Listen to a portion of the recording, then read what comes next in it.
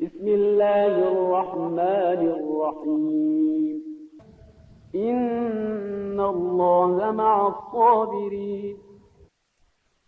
بسم اللہ الرحمن الرحیم. ویور سورہ انفال کی آیت نمبر 46 میں پروردگار عالم ارشاد فرماتا ہے ان اللہ مع صابرین، یعنی اللہ کو وہ شخص پسند ہے جو صبر کرتا ہے. لیکن آپ کہیں گے کہ اگر آج کے دور پر ہم نظر ڈالیں تو ایک انسان کب تک صبر کرے، تاکہ جو دور میں جو معاشرے میں ہم رہ رہے ہیں یہ معاشرہ ان لوگوں کا فائدہ اٹھاتا ہے جو صبر کرنا پسند کرتے ہیں. حتیٰ کہ ہم یہاں تک دیکھتے ہیں کہ وہ لوگ جو صبر کرتے ہیں انہیں بے وقوف کہا جاتا ہے. تو وہیں ہمیں کب کیا کرنا چاہیے، ایسے لوگوں کے ساتھ کیا کرنا چاہیے جو ہمارے صبر کا امتحان لیتے ہیں، یہ تمام باتیں ہم جانیں گے ہمارے آج کے ایپیسوڈ میں. لیکن آئیے اس سے پہلے استقبال کرتے ہیں سسٹر سمیہ زہرا کا، جو اس پروگرام میں ہمارا ساتھ دیں گی اور چینل ون کے اسٹوڈیو میں موجود ہے. سسٹر السلام علیکم. وعلیکم السلام ورحمۃ اللہ وبرکاتہ. سسٹر، جہاں ہمارا آج کا جو ٹاپک ہے اس میں ہم ایسی بات کر رہے ہیں کچھ کہ ہم اکثر دنیا میں دیکھتے ہیں، معاشرے میں دیکھتے ہیں کہ لوگ جب تک ہماری ضرورت ہوتی ہے تب تک بہت میٹھے ہوتے ہیں، ہمارے ساتھ اچھے سے بات کرتے ہیں. ہم کہتے ہیں نا کہ آج جو زمانہ ہے وہ کام تک سلام کا زمانہ ہے، آپ سے کام ہے تو آپ سے بات کریں گے. ایک بار کام پورا ہو گیا تو رویہ بدل جاتا ہے، پھر ان کا جو برتاؤ ہے ہمارے ساتھ وہ کافی زیادہ برا ہو جاتا ہے. رشتہ داروں میں بھی یہ چیز دیکھی جاتی ہے. تو روایتوں میں کیا ملتا ہے، ہمیں کیا کرنا چاہیے؟ اعوذ باللہ من الشیطان الرجیم، بسم اللہ الرحمن الرحیم، لا حول ولا قوۃ الا باللہ العلی العظیم. سب سے پہلے مقدمے کے طور پر کچھ باتیں عرض کرتی چلوں کہ جیسے کہ پرانے زمانے میں جب آمنے سامنے جنگ ہوتی تھی تو لوگ دو اسلحے کا استعمال کرتے تھے.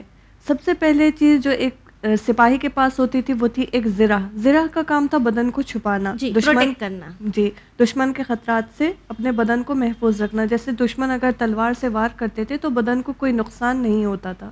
دوسری چیز جو ایک سپاہی کے پاس ہوتی تھی وہ تھی تلوار سے وہ اپنا دفاع کرتے تھے. حضرت امیر المومنین علی علیہ السلام سیئنگ نمبر 424 میں اسی مثال کو بیان فرماتے ہیں کہ ایک انسان کے پاس یہ دو اسلحے ہونے چاہیے، کیونکہ دیکھا ہوگا کہ دنیا بھی ایک جنگ کا میدان ہو گیا. یہاں شیطان سے، نفسی خواہشات سے اور کتنے سارے برائیوں سے مقابلہ ہے. لذا یہ دو اسلحے جو امام علیہ السلام فرما رہے ہیں ہمیں اپنے ساتھ رکھنے چاہیے. بٹ عام زندگی میں تو ہم تلوار اور زرہ لے کے نہیں چل سکتے، تو اسی لیے امام علی علیہ السلام اس میں ہمیں ایک زرہ کی طرح ایک چیز اور تلوار کی طرح ایک چیز انٹروڈیوس کر رہے ہیں. تو پہلی چیز ہے حلم یعنی برداشت. دیکھیے حلم امام فرما رہے ہیں یہ بالکل اسی زرہ کی طرح ہے کہ جو بدن کو چھپاتی ہے. یہاں بھی حلم وہ برائیاں جو بد اخلاقیاں ایک انسان کے اندر پائی جاتی ہیں ان کو چھپاتی ہیں. بالآخر ہر انسان کے اندر غصہ ہوتا ہے، بد اخلاقی ہوتی ہے، بد زبانی ہوتی ہے، یہ ایک ذاتی چیز ہے. تو جو شخص حلم اختیار کرتا ہے یہ چیزیں چھپ جاتی ہیں. اگر کوئی شخص حلم اختیار نہیں کرے گا تو وہ جو ہے لوگ جان جائیں گے کہ کتنا برا انسان ہے، کتنا بد اخلاق انسان ہے. اور دوسری چیز جو امام انٹروڈیوس کر رہے ہیں وہ ہے عقل سے ہم اپنا دفاع کرتے ہیں. مطلب جیسے تلوار سے اپنا دفاع کرتے ہیں، ہم عقل سے شیطانی اور نفسی خواہشات کو کنٹرول کرتے ہیں عقل کے ذریعے سے. میں ایک بار اس سینگ کو آپ کے لیے پڑھ دیتی ہوں. بسم اللہ الرحمن الرحیم. الحلم غطاء ساتر والعقل حسام قاطع. یعنی حلم ایک پوشیدہ پردہ ہے، عقل ایک تیز تلوار ہے. جیسے دیکھا ہوگا جب دو لوگ آپس میں لڑ رہے ہوتے ہیں تو ایک شخص کہتا ہے میرا منہ نہ کھلوانا، یہ منہ نہ کھلوانا ہی حلم ہے. آگے امام علیہ السلام اس سینگ میں بیان کر رہے ہیں کہ حلم کیا چھپاتی ہے اور عقل کن چیزوں کو عقل کیا کرتی ہے. فَاسْتُرْ خَلَلَ خُلُقِكَ بِحِلْمِكَ وَقَاتِلْ هَوَاكَ بِعَقْلِكَ. یعنی وہ بد اخلاقی، وہ ذاتی کمزوریاں جو ایک انسان کے اندر پائی جاتی ہیں حلم کے ذریعے سے وہ کنٹرول ہو جاتی ہیں. مطلب حلم ان چیزوں کو چھپا دیتی ہیں. آگے پھر وہی کہ عقل جو ہے ہمارے نفسی خواہشات اور شیطانی وسوسوں کو کنٹرول کرتی ہے.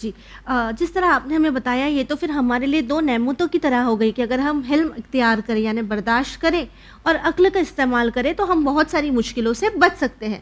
ہم چاہیں گے انہی دو چیزوں کو آپ اور ڈیٹیل میں ایکسپلین کریں ہمارے ویورز کے لیے. انشاءاللہ. تو حلم یعنی قوت برداشت، اور عقل یعنی شیطانی وسوسے اور نفسی خواہشات کو کنٹرول کرنا. یہ اتنا امپورٹنٹ ہے کہ قرآن مجید میں لفظ حلم جو ہے 15 مرتبہ آیا ہے. اوکے. اور امام رضا علیہ السلام فرماتے ہیں کہ مطلب یہ اتنا امپورٹنٹ ہے کہ امام رضا علیہ السلام فرما رہے ہیں کہ کوئی بھی عابد یعنی عبادت گزار نہیں ہو سکتا مگر یہ کہ حلم اختیار کرے. یعنی جو بھی حلیم ہوگا، حلیم یعنی صاحب حلم، جو بھی حلیم ہوگا اس کو زندگی میں عبادت کی توفیق ملے گی. تو حلم ایک بہترین کوالٹی کی چیز ہے. یہاں پہ میں چاہوں گی کہ ایک پوائنٹ کی طرف اشارہ کروں کہ دیکھیے کوئی شخص مسجد میں ہوتا ہے، اب وہ مسجد میں بہت اچھا بندہ رہتا ہے، بد اخلاقی نہیں کرتا، غصہ نہیں کرتا، لیکن یہی شخص جب باہر جاتا ہے تو اگر کوئی اس کی گاڑی پہ ٹکر مار دے یہ غصہ بھی کرے گا، بد اخلاقی بھی کرے گا. بالکل اسی طرح سے اسی طرح سے کوئی مرد خود کو کہتا ہے کہ میں شجاع ہوں، تو اب اس کی شجاعت کو ہم کہاں پہچان سکتے ہیں؟ نارمل دنوں میں تو ہم نہیں جان سکتے، جب کوئی جنگ کا میدان آئے گا تو سمجھ پائیں گے کہ یہ شخص کتنا شجاع ہے. اسی طرح سے جیسے کہ ایک شخص آ کے کہتا ہے میں ہر مشکل میں تمہارے ساتھ ہوں، تو اس کو ہم کہاں پہچانیں گے وہ ہر مشکل میں ہمارے ساتھ ہے؟ جب ہمارے اوپر کوئی مشکل آئے گی تو ہم سمجھ پائیں گے کہ وہ کتنا ہمارا ساتھ دیتا ہے. اسی طرح سے حلم کو ہم تبھی پہچان سکتے ہیں جب کوئی سامنے سے ہمارے ساتھ بد زبانی بد سلوکی کر رہا ہے، تو ہی ہم جان سکتے ہیں کہ حلیم کون ہے. جس طرح آپ ہمیں بتا رہی ہیں کہ ایک انسان جو برداشت کرتا ہے، جو حلیم ہے، اس کی ہمیں پہچان کرنا چاہیے. تو روایتوں میں کیا ملتا ہے، ہم کس طرح پہچانیں گے؟ امام صادق علیہ السلام کی ایک روایت ہے کہ جس میں وہ بتا رہے ہیں کہ جو شخص حلم اختیار کرتا ہے اس کو ہم 5 جگہ پہچان سکتے ہیں. سب سے پہلی جگہ جو صاحب عزت تھا، بہت اونچے مقام پہ تھا، لیکن اچانک کسی وجہ سے اس کا اسٹیٹس نیچے آ گیا. اب یہاں ہو سکتا ہے کہ وہ شخص ڈپریشن میں چلا جائے، کہے کہ میں کیوں اونچائی سے نیچے پہ آ گیا. تو یہاں پہ ایسا ہوتا ہے، لیکن یہاں پہ پہچانا جائے گا یہ شخص کتنا حلم اختیار کرتا ہے.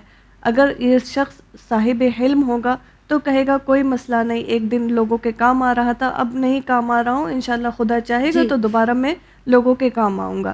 دوسری جگہ جہاں پہ ہم صاحب حلم کو پہچان سکتے ہیں جو اس حدیث میں بیان کیا گیا ہے کہ ایک آدمی سچ بول رہا ہے لیکن دوسرے کہہ رہے ہیں کہ نہیں تم جھوٹے ہو.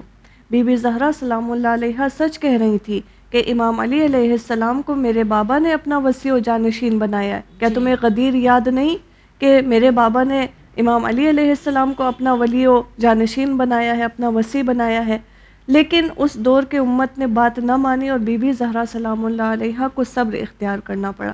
اب گھر کے ہم مثال لے لیتے ہیں کہ چھوٹا بچہ جو ہے سچ بول رہا ہے، لیکن بڑے لوگ کہتے ہیں کہ یہ تو بچہ ہے، یہ کہاں سچ بول رہا ہے، ہم بڑے ہیں، ہم صحیح بول رہے ہیں. تو ایک سچا اور 5 لوگ کہہ رہے ہیں کہ تم جھوٹ بول رہے ہو. تو یہاں پہ دیکھا جائے گا یہ شخص جس پہ کہا جا رہا ہے کہ تم جھوٹ بول رہے ہو یہ کتنا حلم اختیار کرتا ہے. ہاں لیکن اپنے باتوں سے، اپنے ثبوتوں سے یہ بتائے کہ ہاں میں سچ بول رہا ہوں، لیکن اس کو یہ نہیں کرنا چاہیے کہ بد اخلاقی کرے، غصہ کرے، آرگیومنٹ کے اس پر نہ.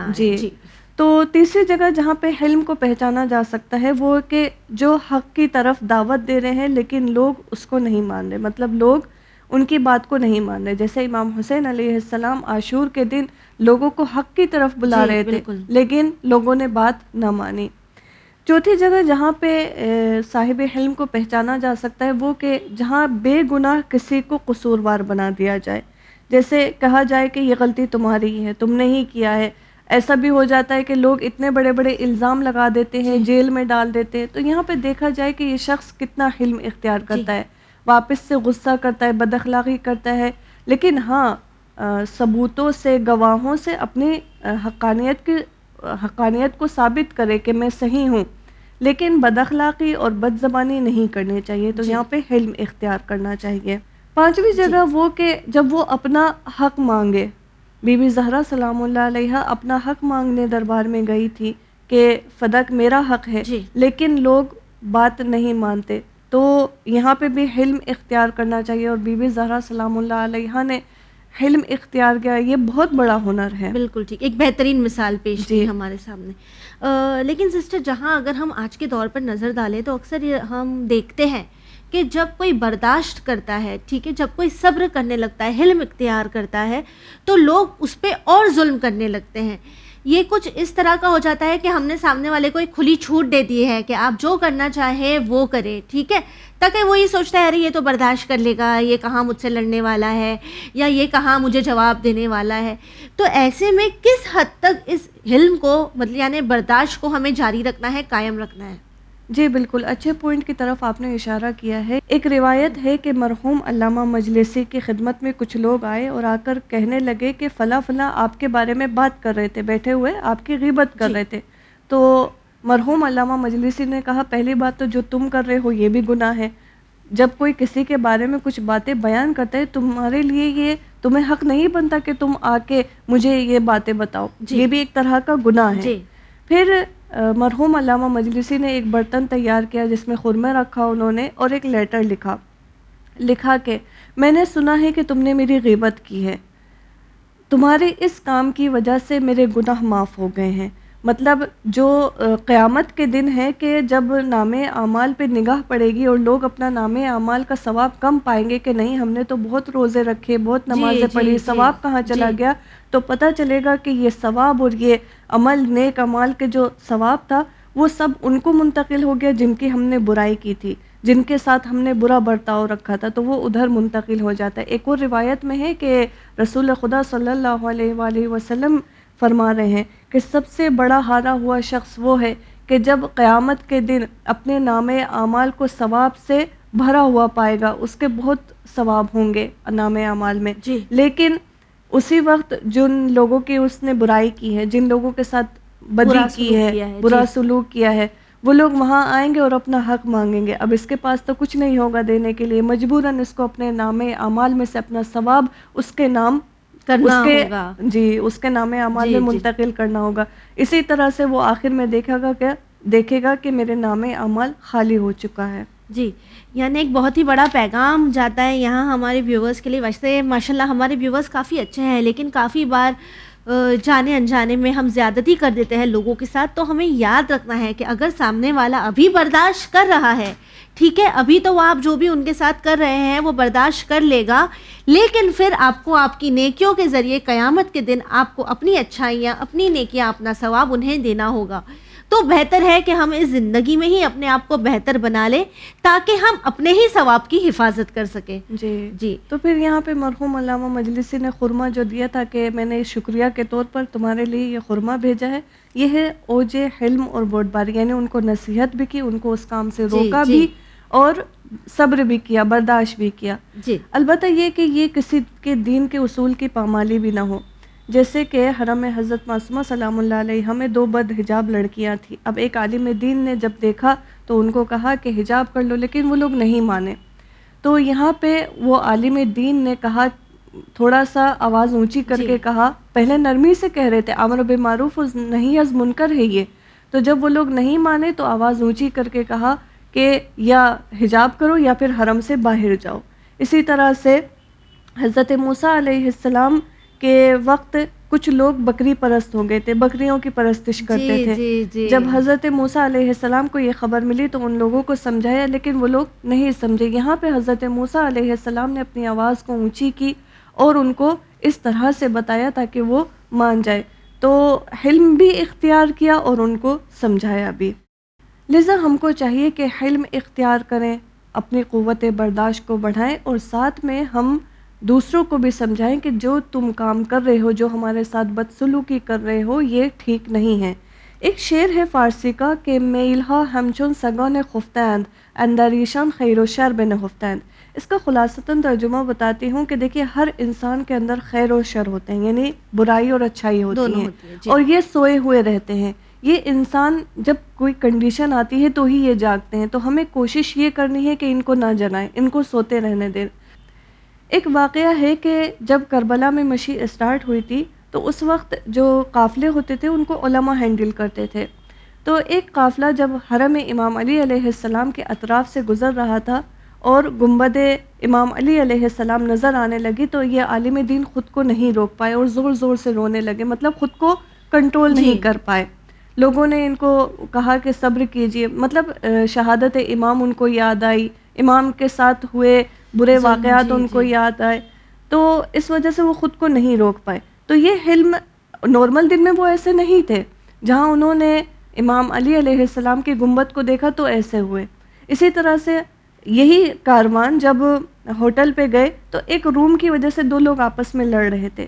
تو چاہیے کہ اس خیر اور شر کو، یعنی برائی اور اچھائی جو انسان کے اندر ہوتی ہے، اچھائی کو جگائے، اچھائی صحیح ہے، لیکن برائی کو سوتے رہنے دینا چاہیے اور اس کو نہیں جگانا چاہیے، اس کو کنٹرول کرنا چاہیے، جو کہ حلم کے ذریعے ہم جو کہ حلم کے ذریعے ہم کر سکتے ہیں. بالکل.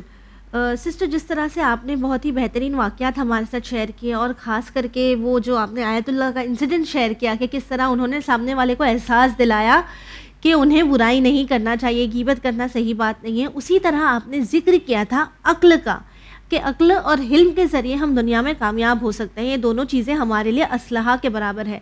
تو اگر ہم بات کریں عقل کی، تو عقل کی کیا معنی ہے، ہمیں اسے کس طرح سمجھنا چاہیے؟ دیکھیے، عقل ایک ایسا ٹاپک ہے کہ جو بہت واسٹ ہے.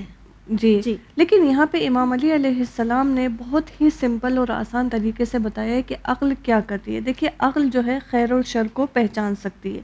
جو صاحب عقل ہوگا، جس کی عقل ماشاءاللہ سے اچھی ہوگی، وہ جان سکتا ہے کہ کیا اچھا ہے اور کیا برا ہے. جس کو برائی معلوم ہوگی تو وہ ان چیزوں سے خود کو روکے گا. جو صاحب عقل ہوگا وہ صاحب دین ہوگا.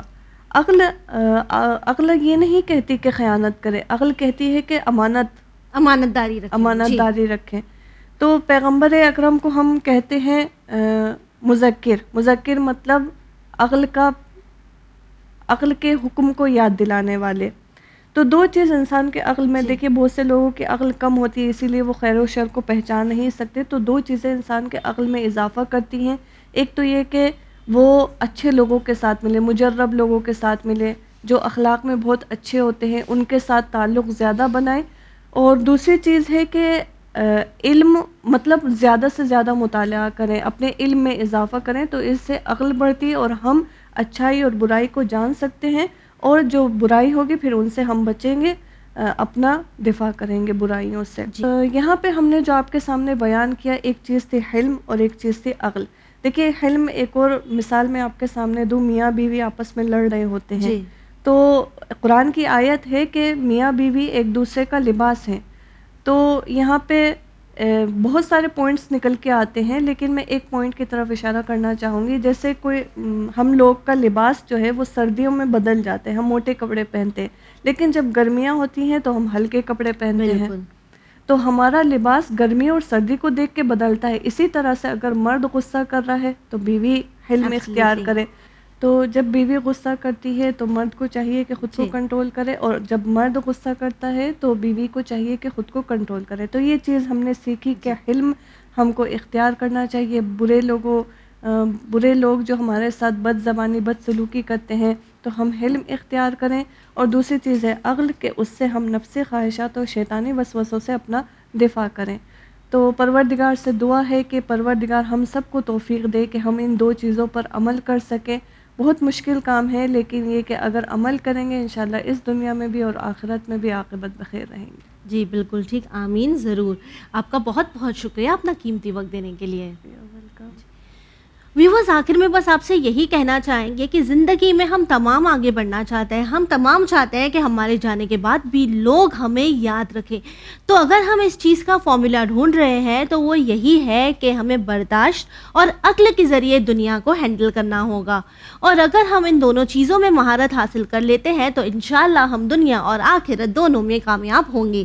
اسی کے ساتھ ہماری ٹیم کو دیجیے اجازت، پر بنے رہیے چینل ون کے ساتھ پیغام انسانیت. شکریہ.